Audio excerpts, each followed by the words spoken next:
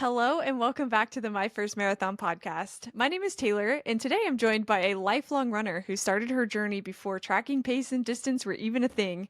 We talked about how starting off that way was both positive and negative for her because she wasn't able to hyper focus on pace and was really going off of feel, but also how not knowing enough in the beginning did eventually lead to injury early on. She's a running coach, so we got into so many good nuggets of information on this one. I personally learned a ton. So without further ado, please welcome Shelley.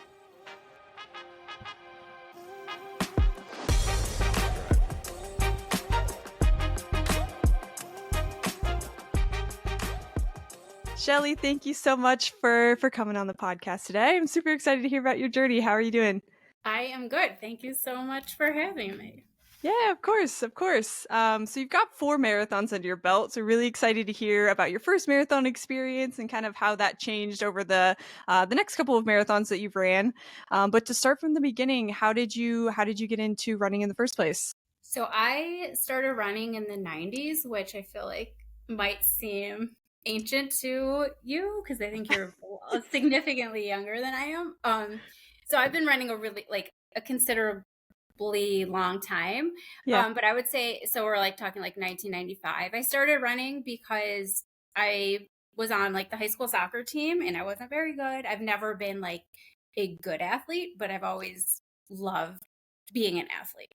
Sure. And I was like, I know I'm going to just end up like sitting the bench the whole year. I'm not going to get much playing time. And like, I want to be out there doing something. And so I don't even think I finished tryouts. And so I like quit soccer and I was like, well, you quit so you could like be more active. So now what are you going to do? So I started running. And this is again going to, date me, but this is like before GPS watches, before like all the stuff I think we kind of take for granted. Yeah. And I just would go out and like run loops around my neighborhood. I had no idea how far I was running, how fast I was running. At one point I like got in my car and like traced out some routes, like using the odometer. Like, so Yeah. I had like a 3 mile route, a 6 mile route. And that was it. Like again, like who knows? I might have been running 8-minute miles. I might have been running 13-minute miles. Like I had no idea. And I just loved it. I had a girlfriend in my neighborhood. We would meet sometimes in the morning and she like was like, let's do sprints. And I was like, I didn't even like ever even like consider that. I'm like, okay. And so Yeah. we like would do sprints, but it was very just organic and fun.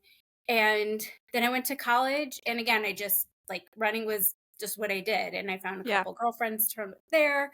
And I didn't run my first race until like at least maybe 3 to 5 years later. I did a 5K in Chicago. I live in Chicago. We have a thing called the Taste of Chicago. And there was like the race to the taste. And I was like, oh, I'll do that, And Yeah. again, like, I think that one actually there is a recorded time. But I had no idea if I was running fast or slow or anything like that. I just ran. Yeah. And the rest is kind of history. Like there are some pretty big gaps in running from injuries. I had some surgeries, things like that. But from like 1995 to present, like running's just always been in my life. It's what I do. Yeah. Yeah. What a cool way to get into it Yeah. though. I feel like that is why a lot of runners quit. With all the resources that we have now is you get too focused on pace, you compare yourself a lot to other runners, but you were just doing it because you liked Yeah. it and you weren't really focused on any of that, which Yeah. is really cool. I've thought about that a lot, that with all the new technology, and it's great that I think a lot more people are running now than ever before. I do think there Sure. was a boom like in the early 2000s, and then I felt like there was kind of a lull and now it's back. But Yeah. I do think about it, I'm like, I wonder if I would have stuck with it if it back then was like how it is now, because I think Right. it would have gotten into my head a whole lot. Um, but since I kind of grew up on like grassroots running, like I don't know, that stuff is just all like kind of an icing on the cake for me. And not that I Totally. don't get bogged down in like the comparison trap sometimes, because I definitely do. But I do sometimes think it was a good thing that I didn't have those metrics kind of as I got into the sport. Totally. Totally. Yeah, I think that's pretty cool. So, what kind of got you, well, you said you mentioned what got you into it, but what kept you going in the beginning? What really hooked you about running that made you feel like you wanted to keep doing it? So again, like because it was so long ago, memory is a funny thing. Like what I think now, I don't know if that's actually what it was back Sure. then, but I believe I've just always enjoyed it. Like, Yeah. not that every run's always been fun or easy, but I've just always enjoyed it. I've loved, obviously, how I feel after. I like how I feel during at times, because sometimes we don't feel so great. Sure.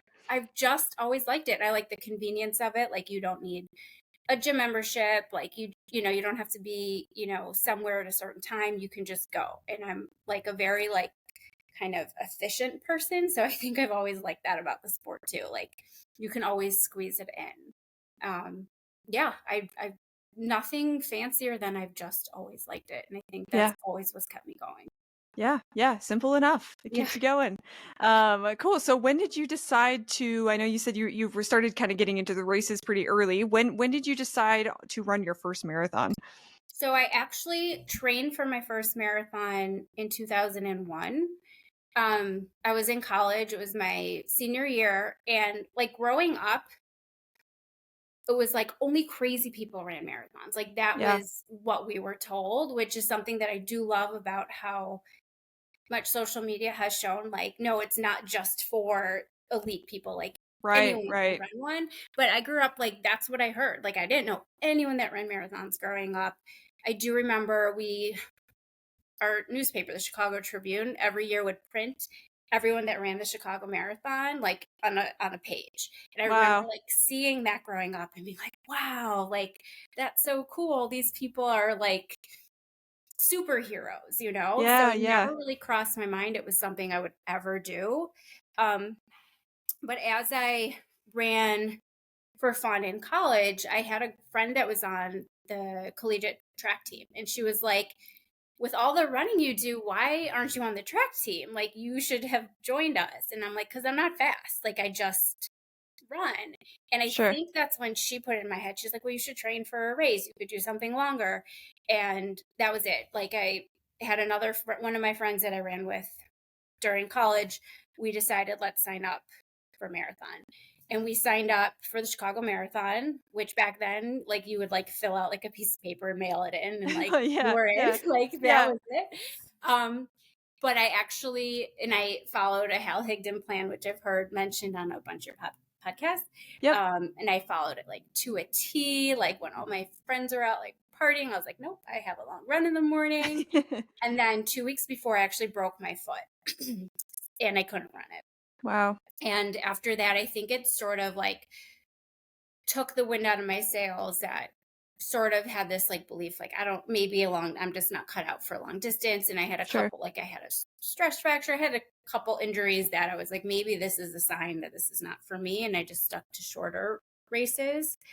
Um, and then from 2001 to 2012, I didn't train for another marathon. I did a ton of halves and other distances. Sure. But in 2012, I used to run with a group called Back on My Feet, which is a pretty well-known charity right now, Hmm. or it's become. And so I ran with them a couple days a week in the morning as a volunteer. And one of my friends who also volunteered was like, why don't we raise money for Back on My Feet and do the Chicago Marathon this year? And I was like, okay. Like, I was like, fine, let's see. And that was Yeah. it.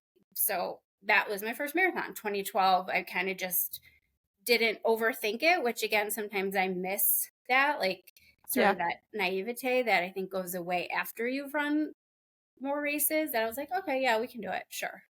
And that's it. That was my first official marathon that I was Wow. able to complete. Wow, wow. Okay, so broke your foot. Did you say that was like did you go through training and then broke your foot Yeah. or had an injury? So I you broke had been my through the whole thing. Yeah, I broke my foot during the taper. Like it was a Oh my freak gosh. accident. I still remember it so clearly. I was hanging out like in front of like this like bar restaurant in my Yeah. little college town, and there was like the where you like a parking barrier, like the cement thing on the ground Yeah, just yeah, yeah. up. Um, and I knocked my foot into it, and my foot, it broke. So in speaking like to the doctors and everyone, they were like, this was probably a stress fracture that was like waiting to snap. Mm, And they were like, you're probably pretty lucky that it broke now instead of like on mile like 20. yeah, yeah. Yeah.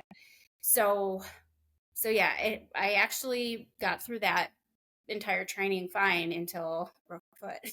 Oh my gosh, yeah, what crazy timing, and I'm sure you were thinking in your head, like, "Gosh, maybe," like you said, "maybe I'm not meant to do this," or maybe this was a sign that this isn't something that's for me, or maybe my body's Yeah. not capable of this, like, that I'm sure that there was just a lot of doubt going through your mind at that point. Yeah. And I also had after that, I think it was either right before or right after that training cycle. I also had a stress fracture in my femur. Wow. I had a surgery and I had what's called compartment syndrome in my lower legs. Like going, if we look back, I'm like, I'm sure it was nutrition related. I'm sure it Mm, was like a whole bunch of other things. Um, but back then there wasn't that much focus on those kind of things. And right, right. no doctor said, well, you're 20 years old. You shouldn't have had two stress fractures by now. Like something's not right. Like nobody said that to me. And looking Right. back with what I know now, I'm like, that's a huge red flag. Like, Totally. yeah. Yeah. Man, that's such a crazy start to the marathon world. So it took you some time, it sounds like, between injury to when you finally decided to run things back, and try it again. So what do you think, I guess, why do you think it took so long for you to get back to the marathon distance? I think just building that confidence that I could run and not get hurt. Mhm. For years I was always afraid I was going to get hurt again, Yeah. with good reason because I was kind of perpetually hurt for a little time. And also just I think again there just wasn't as much information available as there is now. Mhm. Like now, you know, a quick search on Instagram or Google search or pick up a magazine, like you can get so much information on how to make yourself a better runner, how to take better care of yourself. And that was just, it just wasn't available back then. And I do think that plays a big part of it. And like, I'm very grateful that there's so much more research, so much more information. But back then, I kind of felt like, you know, okay, you're going to get hurt if you do this again. And I didn't see sort of that there was a way to prevent that or ways that could help that not happen. Yeah. And I think as the years went on, started to learn more information available. I became a nutrition coach. I became a running coach, and just sort of Yeah. educating myself. I think really built that confidence Yeah. that like it's going to be okay. And also, the longer you're in the game, the better you are at listening to your body. Mhm. Whereas back then, I probably ignored a lot of, you know, signals from my body. And I think as you mature as a runner, you start to recognize those more. Yeah. Yeah. Okay, great. So in between that time, once you had started to get your confidence back as a runner, what do you think was the confidence builder for you? Do you feel like you, just like you said, you knew a little bit more about yourself and your body, so that gave you more confidence, or was it anything other than that? That's a great question. I think as most things in life, the more you do it, the more you prove to yourself that you can do it. And so it was just that, like sort of the more reps that you did, the more runs that you went on, the more races that I did, kind of, it proved to me like, okay, I can do this. Like instead of Yeah. every time going out and like overthinking it and worrying about it, now you have this track record. You've proven to yourself you can.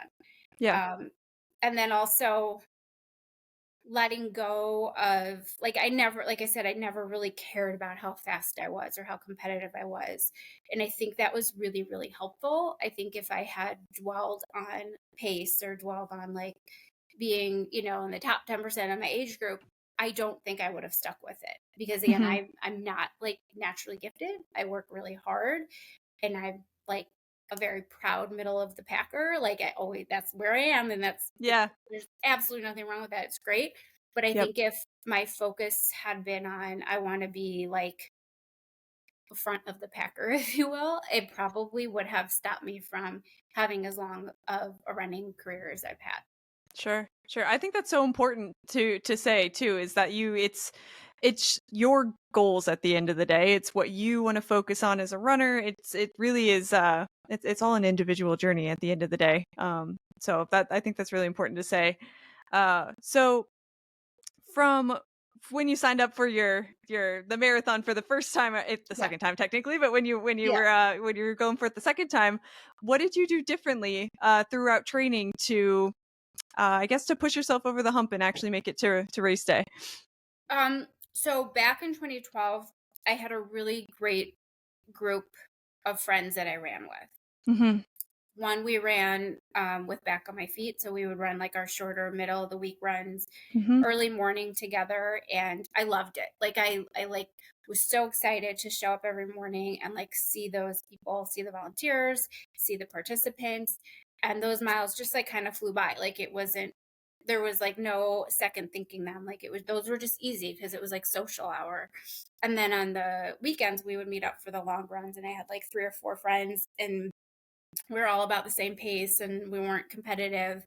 And again, I just like really looked forward to meeting up with them. And the running was just like part of the deal. Like it was, instead of meeting for brunch, we would meet up and go for Yeah. a long run. And during that time, that's where I ran like a ton of half marathons. We just were like, we like signed up for everything, any half marathon, like any race. We were like, let's just do it. We're Like in. we're, Yeah. yeah, like I was single, like they were all single. It was just like that's what we did, and it was so much fun. And the marathon was just like one more race that we signed up for. It wasn't like this Yeah. big, like, oh my gosh, this big mountain to climb. It was like, oh yeah, like we were gonna run the marathon because we signed up for the marathon. Yeah. Yeah, so that got me through that training. Yeah. Um, and I think for that one, we followed loosely a Hal Higdon plan as well. Like that was that was fine. Yeah. Doesn't need to be too complicated No, for a first marathon for sure. not at all. Mm-mm. Especially when you have a running group around you. How and sorry if you mentioned it already, but how did you find this group that you ended up running and training with? So I was lucky. I had friends at that time that liked to run. So it was like, oh, you like to run? I like to run. Let's run Mm. together. Mhm. Um, so a couple of them were like work friends. A couple were friends that I met through Back on My Feet. So it was like, it was just easy. They've all, I always say, I'm like, all my running friends have left me. They've all moved out of state, like kind of one by Mm. one. I mean, it's Yeah. been 12 years since that first marathon, but I was just lucky. We didn't have at that time, like Chicago right now probably has 150 running groups. Like Mhm. there are so many. And we didn't have that back then. I think that kind of exploded during COVID. So, other than like one huge group that organized marathon training called Chicago Area Runners Association, which is still around, there wasn't like these community run groups back then. So, I just really lucked out that I had Yeah. those friends. Yeah, that is really fortunate. You had Hmm. a community around you already of Yeah. crazy runners that were willing to do this whole thing with Mhm. you, keep you focused, that kind of thing. That's really sweet. So throughout training, what would you say were kind of the high points of training, and what do you feel like you struggled with the most? The struggle was definitely like stomach issues and nailing Mm. down getting enough food in like the night before a long run that I had fuel to run off of, but not so much or of the wrong things that my stomach would be a mess on the run. Mhm. That's always kind of been an issue. I feel like there's no such thing as TMI when you're talking to runners. Not at all. Not um, at all. but also, I knew nothing. None of us did. None of my running group did. Nothing about how to fuel during a long run. We didn't. Mm. We literally did not fuel during our long runs. It was like I would eat the night before. I was afraid to eat the morning off. So I'm like, eat the morning off, and this bad's going to happen to my stomach. And then we would go on like 12, 15, 16, 18-mile runs with So no fuel. crazy. It Yeah. is wild. And now I am like locked and loaded with gels or nutrition, like for Yeah. anything over 6 miles. Like I take it really seriously. So certainly now I know probably what caused a lot of those stomach issues was not having enough nutrition and dehydration and all that. But that was definitely a big struggle for my first cycle, and something that I think first time marathoners, like, your training cycle, that's the best time to practice what's going to work for you on race day. Yeah. Yeah. And then I think really proving to myself that, like, this is not just a sport or a race for the elite. That, like, if you put your mind to it and if you decide you want to do this, you can. Like, that 18 miles sounds crazy to someone who's never trained for a marathon. And as the summer goes on, it's still a long distance, 18, 20 miles, whatever. But that you're like, well, I did 16 last week. Like, why can't I do 18 this week? And Yeah. again, just proving to yourself by doing it that you can do it. And this is not just a sport for those people. This is a sport for Yeah. whoever wants to be a part of it. Totally, totally. And it's funny you say that because I was just talking to somebody else about something really similar about how you do kind of just have to dive into the marathon world and prove success along the way, which I feel like is why a lot of people don't end up running the marathon distance because they think, oh, I can't do that. That 26 miles, I'm never going to make it there. Even if you've ran a half marathon, I'm never going to be able to do the second half of this thing.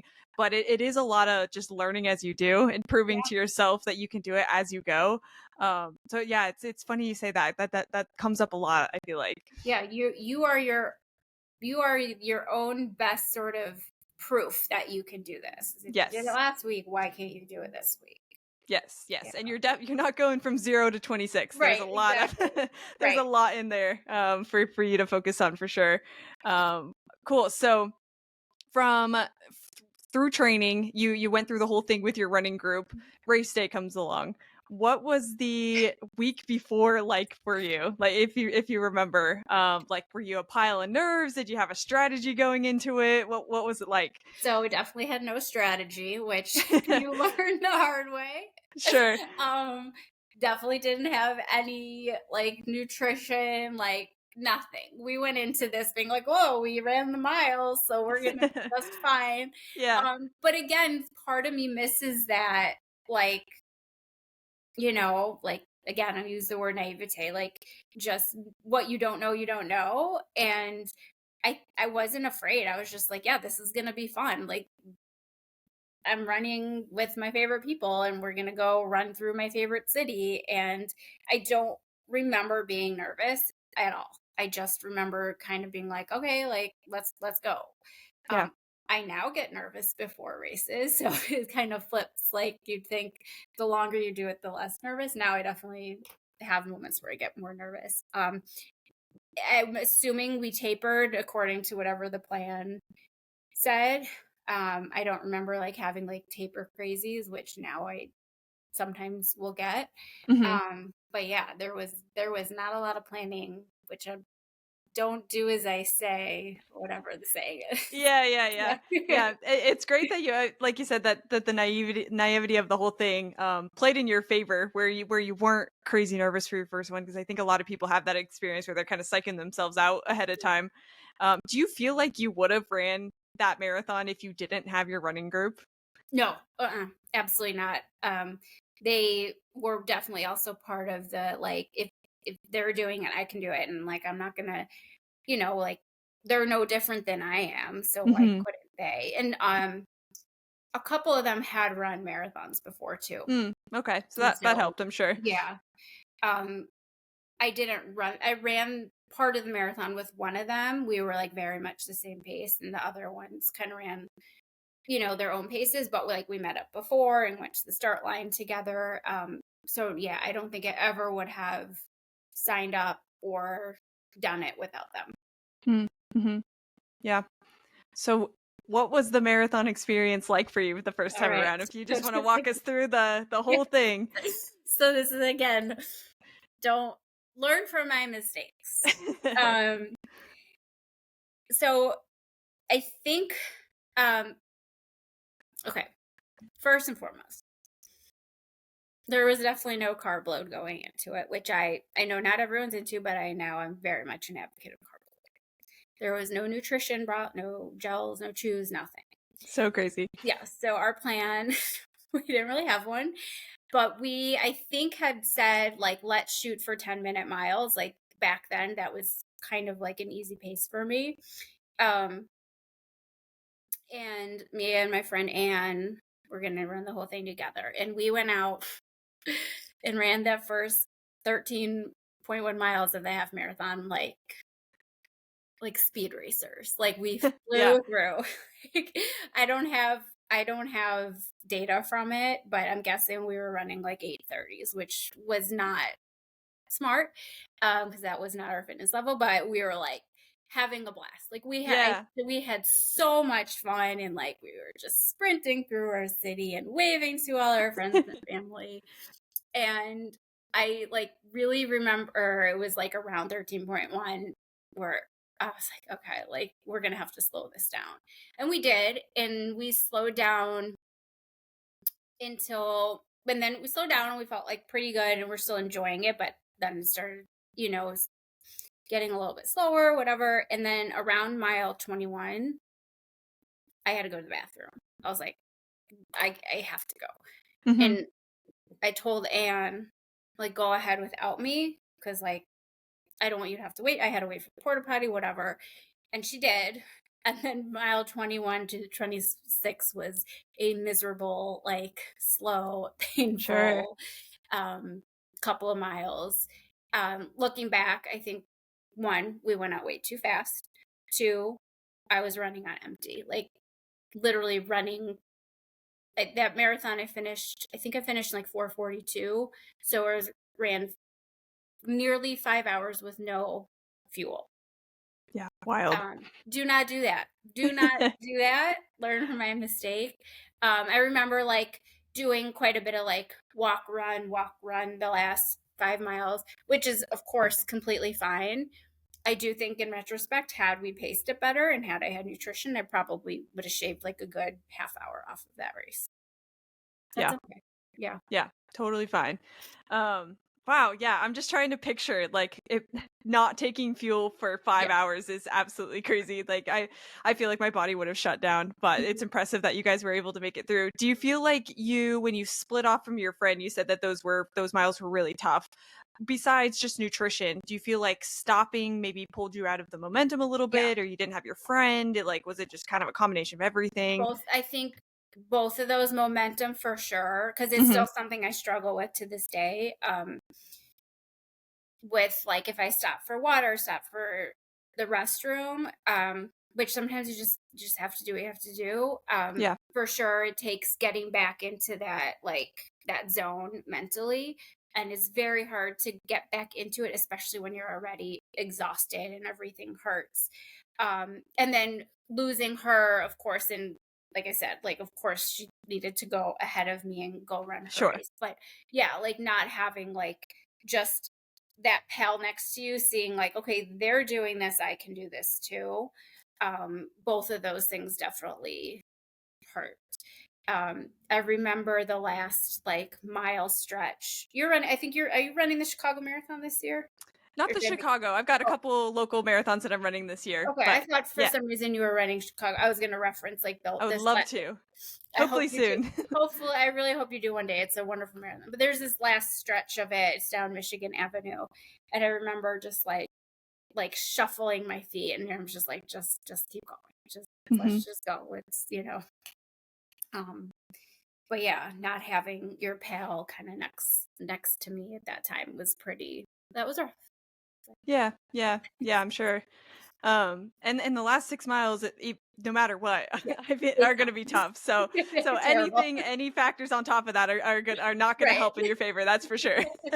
It's cool. So what was the finish line feeling like for you for your first one? Like, I'm sure all your friends were waiting for you at the end, and then the No, energy was great. everyone, we all had like a slow death that race, like, and we all, Oh, really? and it was like perfect weather. It was like 45 degrees and overcast, which to me is Yeah. like perfect. But we all, like, again, we didn't know what we know now. Yeah, yeah.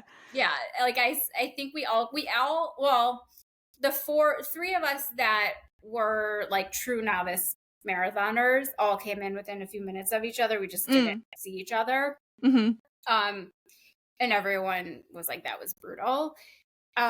But I was definitely one and done at that time. I was like, never again, never doing this Yeah. again. Nope, nope, nope. And the lies you tell yourself. Yeah. Yeah. Well, I guess some people cross and are like, that's awesome. Do it again. I was like, no, one and done, one and Yeah. Yeah. done. Which was not true, but Yeah, we have short-term memory loss in the yes. marathon world, I feel like.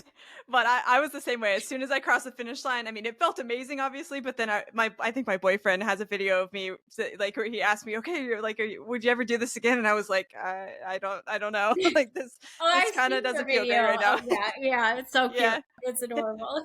Yeah, so it's you definitely have short-term memory loss because I think maybe a month later I was already signed up for the next one because it's just it's not just the marathon day. I feel like that you're that it's your decision on if you're going to do it or not. It's I wanted to get back into training. I wanted to have something to focus on like that, something to shoot for. So I definitely think we forget very quickly Yeah. how that those last 6 miles feel. But We do. And I, like you said, like I love the training, and I've always said this, like I love the discipline of a marathon cycle. I yeah, love that. I don't know. I love the routine of it. I love that you have this end goal. Um the marathon is hard. It's it's definitely. it's hard and it hurts, but there's, to me, so much growth in every training cycle and so much growth in those 26.2 miles, and I think Yes. that's a big part of what has, drawn me back in year after year. Yeah. Yeah. So completed the first one. You Yeah. said that it took some time for you to get to the second one. So what were you focusing on in between your first one and when you decided to sign up for the second one? So there are 10 years in between number Yeah. one and number two. I have bad feet. We'll just say I have some bad feet issues, Mm, and my big toes were like, if this is like your toe, like where the knuckle is, were like yeah. bone on bone. Mm, Um not ever going to get better without a surgery. So mm, after that marathon, I was like, okay, I need to do this. Like, if like I'm in pain all the time, this is silly. Like, I didn't want to have the surgery because I didn't want to have to recover from it. I didn't want to have to take right. time off, which anyone who's been an injured runner knows. But I decided to bite the bullet and have surgery. And that was a pretty long recovery. It was like, I think it was 3 months in a boot, and then like 3 more months of, like, my feet were still swollen all the time, and I was Sure. walking boot and blah blah blah. But so during that time, because I couldn't run, I decided to get really focused on strength training and like really lean into that, and that was a huge silver lining, because I had like kind of lifted weights here and there over the years, but never like consistently, and never in like a way that was like intelligent and smart and with progressions. Right. And so I really leaned into that during my recovery, and again, it was like a blessing in disguise. um and so over from like 2012 to 2020, I didn't run any more marathons, but I'd run like one or two half marathons a year, and I was like, I like this is great. I am getting Yeah. stronger. I like how my body is looking. I have like muscles. Yeah. And I still, every few months, would enter like an 8-week half marathon training cycle. I was like, I like this, and I actually had no desire to run another marathon. I was like, this is cool. This Yeah. is really enjoyable. And then my friend Anne, who I ran the first one with, this is so funny.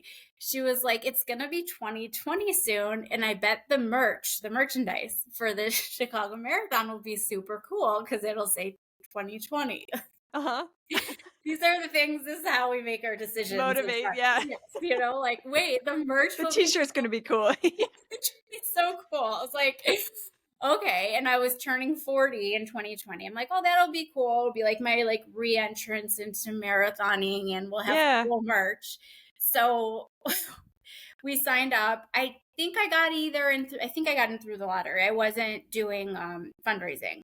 So we both Mhm. got in. We registered in 2019, and then COVID happened. So Mhm. we could not run in 2020. And then they gave you the option to defer. You could defer 2021, 22, 23. I don't know about 24, but whatever. And I was Mhm. afraid in 2021 that at last minute it would get canceled because we were Right. still, in the thick of a pandemic. So I was like, nah, I'll do 2022. And Anne was going to also, and then unfortunately she ended up having surgery, but Mm, that's how I ended up getting back into it for the cool 2020 merch that we never that's so got. funny. Yes. But like you said, that's such a runner's mindset. Like, Yeah. oh, the medal looks cool. I'm gonna run Yeah. that run. Like, I'm that's so gonna funny. train all summer and run a race so I can have a 2020 t-shirt. Yeah, yeah. So funny. So you deferred until 2022, and that would have been, was that exactly 10 years after your Yeah. first? Yep. That Well, seems like it I was took a maybe decade fate. off. Yeah, I took Yeah. a decade off of marathon. Yeah, yeah. Okay, great. And that was probably smart to defer it a year because I can't imagine going all the way through marathon training and then Yeah. having it cancel at the last minute would be pretty disheartening. Horrible. And I Hmm. actually got really lucky because 2021 they did run it, but it was like a really warm year. So Mm, I kind of was like just dodged that bullet because 2022 we had yeah, great weather, so I just kind of left out. Yeah. yeah, yeah. That is lucky. Okay, so training for the second time Yeah. around, what changed? What did you learn? I guess also since you're a running coach, I'm curious at what point were you coaching as well, if it was before your second marathon. So I got certified as a coach. I think it was like either during that training cycle or right after. Okay. And mostly not with the intention necessarily of coaching other people, but I was like, I like love to learn everything I can. And Yeah. over the years, I do as much as I can, like just learning what from anything I can get my hands on. But I was like, oh, I might as well like do a certification also. And in 2020, I started an online like fitness and nutrition coaching business. So this was just sort of like one more part of that. Yeah. And after I started that, a lot of my clients came to me like they wanted to lose weight, they wanted to learn how to strength train. And I started to realize the ones that I was coaching that wanted to run, those were the ones that I was like having the most fun with. And so Mm, I was like, you know what? You really like run coaching. So like you can shift this business into a run coaching business. It's a part-time job. I have another full-time job. So yeah, it was maybe simultaneous. I don't know. I did it. It was like I did it all online because I didn't want to spend a weekend like elsewhere doing it. yeah. But so what did I change the most during the 2022 cycle Yeah. was definitely nutrition. That like of anything 100% changed everything. Making sure I was fueling enough throughout the week, making sure I was fueling enough through the runs, um, finding the balance between sticking to my running, but also having strength training. And you have to Hmm. also like understand my first marathon I ran at 32. My second one I changed ran at 42. Yeah. Your body's a lot different at 42 than it was at 32 or was at 22. And so I started taking my sleep, my recovery so much more seriously. Yeah.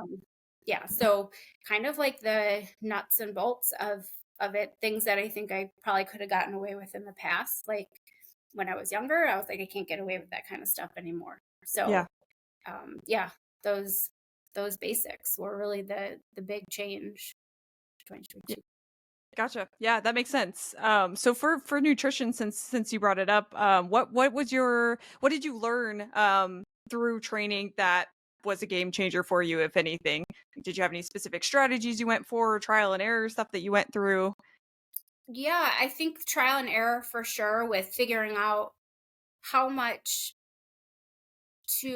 I still to this day eat like kind of a chunk like I don't know, like 15-20%, 30% more on like Friday night before my long run than I would like on just like a regular day. Hmm. Hmm. Have a breakfast and then map out like how much nutrition I need to bring with me. Hmm. And the trial, and I'm very much like I follow the science. So like I'll use, like one of the online calculators, how many carbs should I be eating? How many calories should I be eating? Like I'm like, I don't need to reinvent the wheel. The science is here and the science is good. So I follow that. But figuring out what sorts of gels or chews work for me. And I know everybody likes different things because we're all different people. Yep. And there's no right or wrong if it works for you. So 2022, I was like honey stinger. Like I was a honey stinger girl. I liked the blocks, and I Hmm. like have like the, they're like the long, there's like 6 blocks in a Yeah, packet, yeah, yeah, and I yeah, would yeah, have to carry like multiple packets with me to get through however long the run was, but they worked and it was yeah. great. And in 2022, I ran 2 marathons, a Chicago and Indy, a month apart. I think I was messaging you about that. Yep. Yeah. Yep.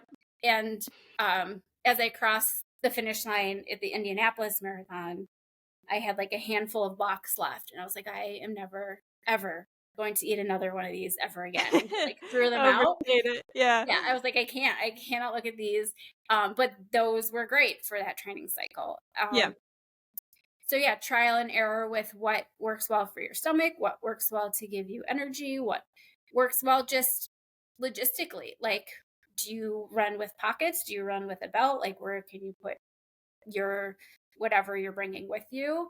Again, like your training cycle should all just be practicing for the big day, for Yeah. what was like. I'm always amazed because I like will pop into like running message boards, and people will be like, I'm running a marathon next week, what should I do for nutrition? And it's like, what have you been A doing little late. Yeah. for the last 16 weeks? Like no Yeah. one can solve this problem for you right now. Right. um so yeah, nutrition, hydration, those are, I think, the ones that the biggest that change things.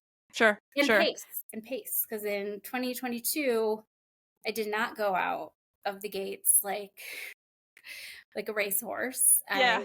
Pacing. I don't know why I haven't touched on this. Pacing. It has completely changed the game for me. Learning how to pace.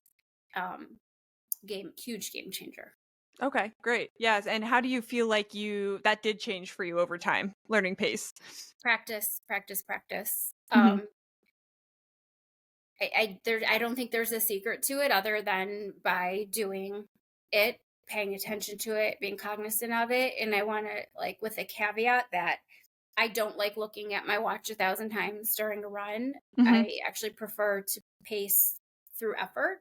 Hmm. And I think you can. I think you can learn how to pace for time if you're in tune with your effort. So just Hmm. being very attentive to going out, if I'm going on like today, 12-mile run, and the first 4, easy pace, and I don't need to look at my watch to know if I'm running easy or not. Like the more that you practice, the feeling between the difference in the feeling between easy pace and hard pace. Sure. And then just learning how to progress a run. I think progression runs are such a helpful tool. I don't necessarily think you need to practice that for your first marathon training cycle, but I do think understanding like the difference between easy pace and like harder paces is kind of an important thing to get a hang of, just so you don't Yeah. go out and burn yourself out the first 13 miles. Yeah. Yeah. And easier said than done too, especially in the Oh yeah. beginning. Oh yeah. It's with all the excitement, like you've got a lot of adrenaline in the beginning. You maybe the right song hits you at the wrong Yep. time, You're well and you can rested. You haven't run in 2 exactly. weeks. Yeah. Yes, yes, and then you get to, like you said, mile 13, and then it starts to set in. You're like, Uh-huh. "Oh gosh, what did I do Mm-hmm. here?" Yeah. Yeah, pace is definitely important to practice for sure. So being a coach and going through this process a couple of times, what is some advice that you would recommend to somebody who's maybe just starting out in this world? Um, First and foremost is the comparison trap. Like, I don't think it's an enjoyable sport to get into if you're hung up on comparing yourself to other people, which is really hard because it's everywhere, especially if you're on social media. I do think, like, I can't emphasize that enough. I think if you can remove that from your journey is going to be so much more enjoyable, and Yeah, focus on what you can do and what you've done, and like celebrating your accomplishments and like taking a minute to acknowledge what you've done. I think that is like sort of the overarching thing that I would recommend to anyone starting out, whether you're trying to do a 5K or a marathon. Like, make this about you. not about anybody else.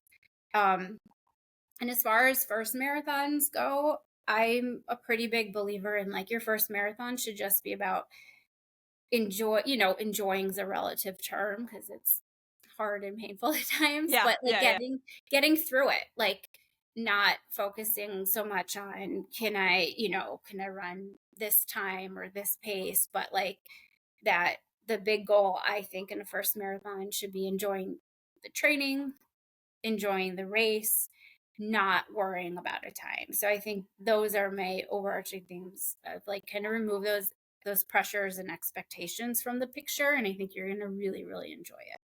yeah, yeah. I like that a lot. It's celebrating the progress of the whole thing, Yeah. and the race can hopefully just be the celebration. Like you said, it sounds funny to say that because it doesn't feel like that on race day, but it really is. Like it's just a proof of concept of everything that Yes. Oh, I you've just love gone that. through.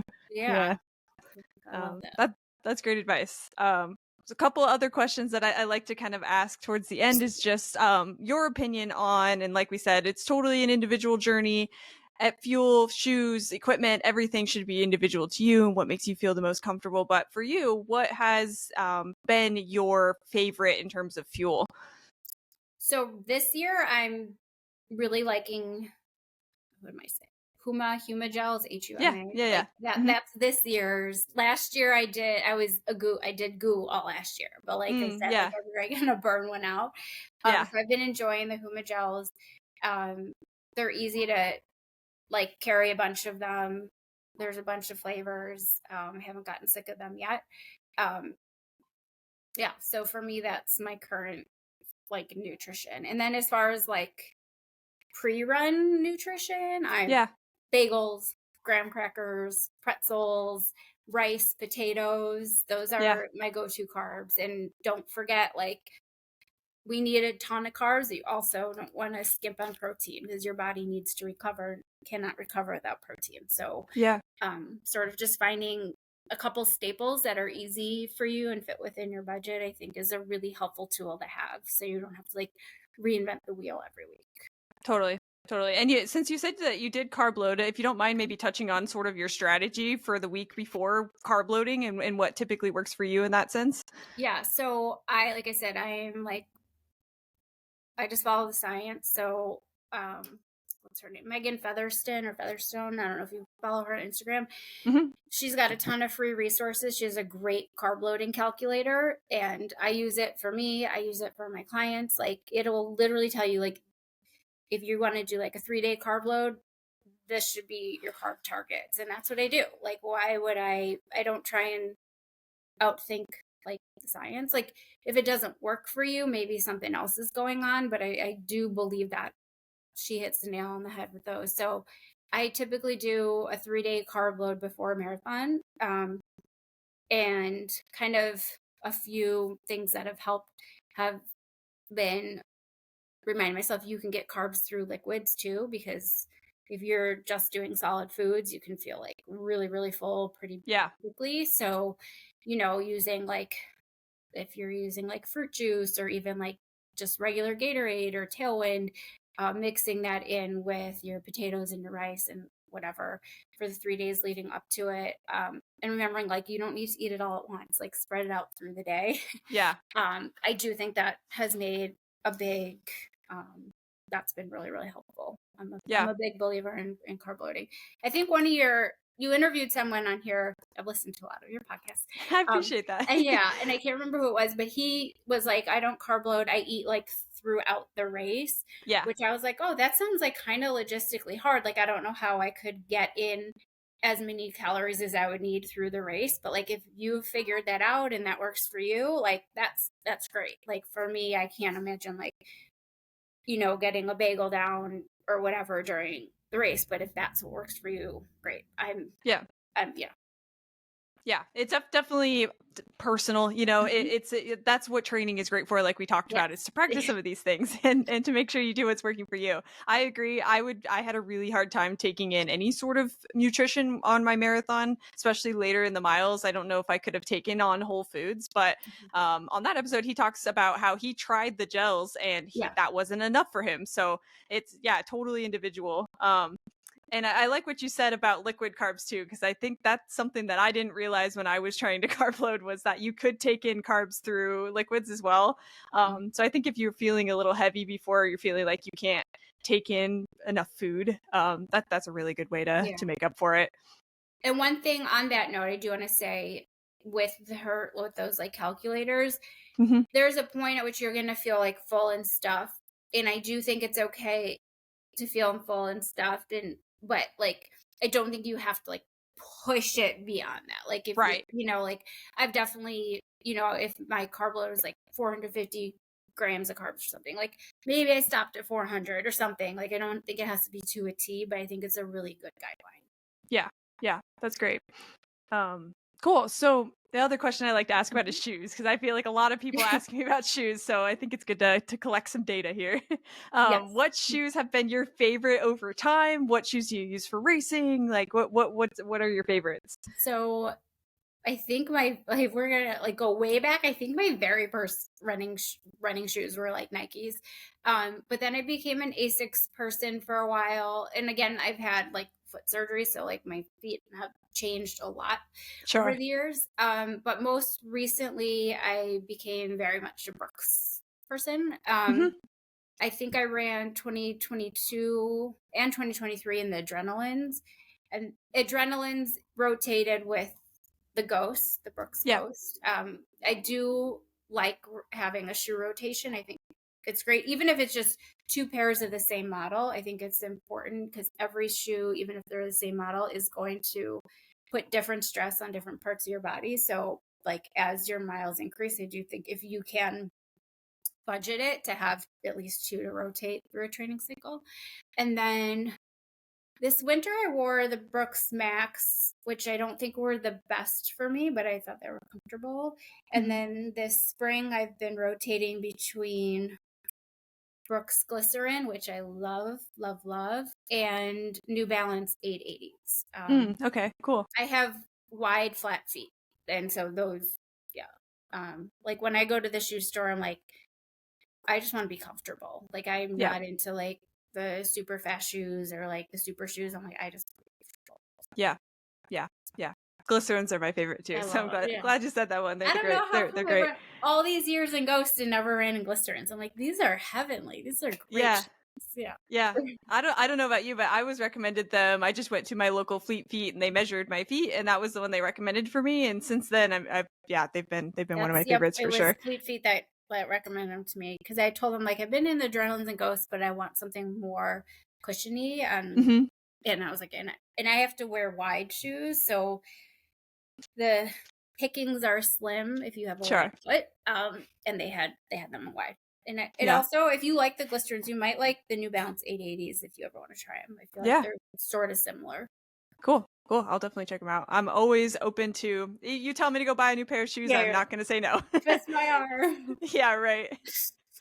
Cool. Well, my last or one of my last questions, since you and maybe this is a selfish question because I'm really curious. You ran 2 marathons back to back. Mhm. So, what advice do you have for? Because I'm trying to do that later this Yeah, year. we're What gonna advice get do you you to have do it. for? I'm gonna help you get there. You can I definitely. would love that. I would love that. But what advice do you have, or what helped you to accomplish that goal of running 2 back to back? So that was another thing that I was like, only crazy people would do that. And then I just talked to a few people and they're like, look, if you are not like injured after marathon number one in the Hmm. season, you have this fantastic base. Like, you've already done the training. So if you like have an inkling you want to do a second one a few weeks later, like, do it. Like, and to me, that whether or not that's right or good, that made a lot of sense. I'm like, well, you're Yeah. right. Like, we might as well squeeze out another race. Um, and they were right because the training was there, your base was there.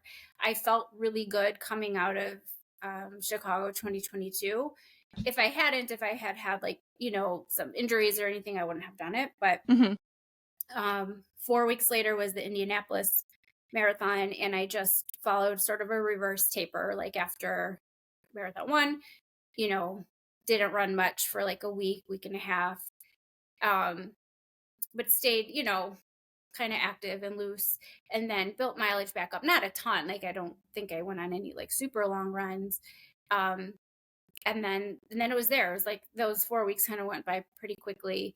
Did another carb load. I actually felt better going into marathon number 2 than I did going into Chicago. But Mm-hmm. Indianapolis that year, like, will go down in infamy because it was like 40-mile-an-hour winds Oh, the geez. whole time, and it was raining. It was absolutely miserable. Jeez. Like they had to like close down like water stations. It was just a mess. Oh my gosh. Yeah. Um, and so I ended up, my time in that one was slower than in the one a couple weeks before, but my body felt fine. My body felt good. And I think that's the most important metric. Like my body felt fine and I had given it time to recover. So I think it's totally doable if it's something that you are interested in. I'm like, do it. Why Yeah. not? Yeah. Yeah, you're giving me the confidence. So I'm already signed up for them. I'm just trying to decide if I'm gonna do one half and one full, but I think that makes a lot of sense that if you're got two that you're interested in back to back and you're already at peak. And I think that you mentioned too when we were messaging back and forth to just kind of take the first one a little bit maybe easier and then really put your time into the second one too. So it makes a lot of sense. Yeah, I think that is something, and I didn't, when I went to run the Chicago that year, I hadn't really thought about doing number 2 until after. Mm, But a lot of people will say like pick one is sort of like your goal, like a race, and the yeah. other more of like, like party pace, what people like to say now Yeah. these days. I do, like last year I ran the Detroit Marathon last year, and I had some friends who were doing Detroit then New York, and so they used Detroit as like a training run, and like that was like a 20-mile training run, and then the last 6 they like walked it or whatever, and then they Yeah. did New York a few weeks later. So I think there's a lot of ways to do it.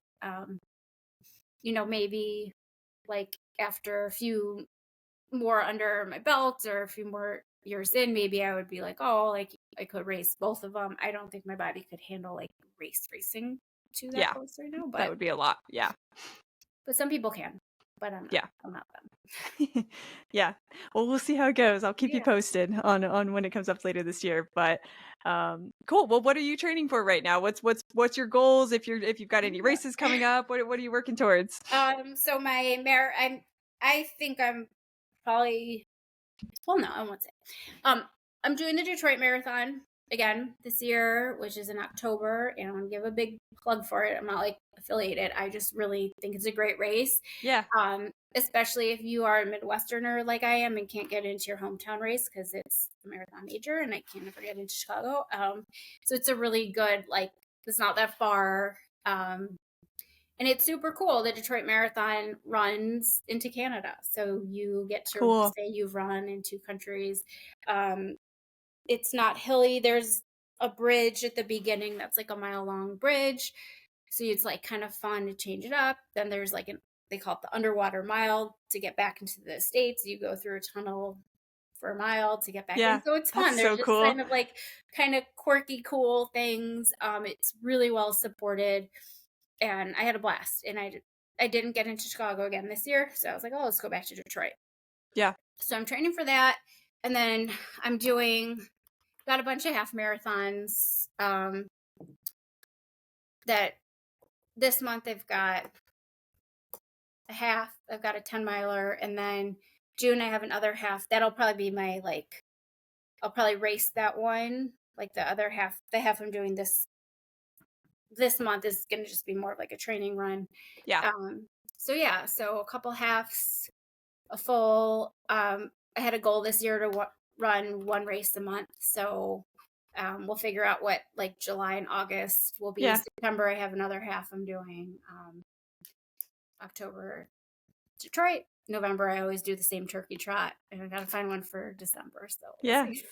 Lots coming up. That's great. Yeah. I'm excited to follow along. Oh. For anybody else that's looking to follow along with you, if you wanna drop your Instagram Sure. so people can follow you. So I'm gonna spell it because it's funky. So it's Shelley, SHELLEY _ ANICIETE